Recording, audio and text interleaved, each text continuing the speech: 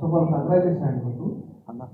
So యాక్చువల్గా ఈ look గురించి ఏం చెప్తారు, అలానే ఇప్పుడు ఓసారి 2.0 అనుకోవచ్చా మేము ఈ సినిమా గురించి? అన్న నేను ఏమనుకున్నానంటే ఫస్ట్లో ఓ మాట అందాం అనుకున్నా, మర్చిపోయా. మీరు చెప్పారు కాబట్టి మళ్ళీ చెప్తున్నా.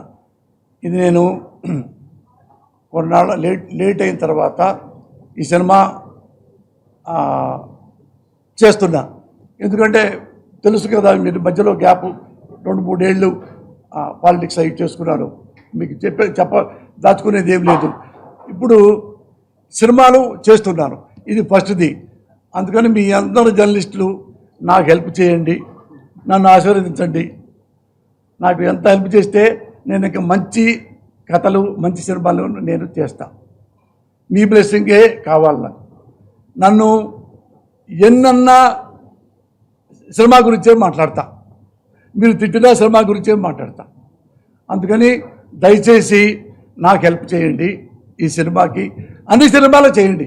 ఎందుకంటే మంచి సినిమా చేసినంతకాలం నాకు బ్లెస్సింగ్ ఇవ్వండి అన్నా. అదే నేను రిక్వెస్ట్ అన్నా. చేరా లేదన్నా, మీరు సినిమా చూడండి, 100% చీర ఉంటుంది.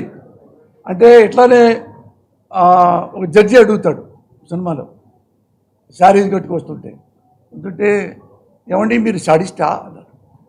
కాదండి, నేను మానవతావాదిని అన్నా. చీర ఏంటి, చీర ఎందుకు కట్టుకొచ్చారు మీరు?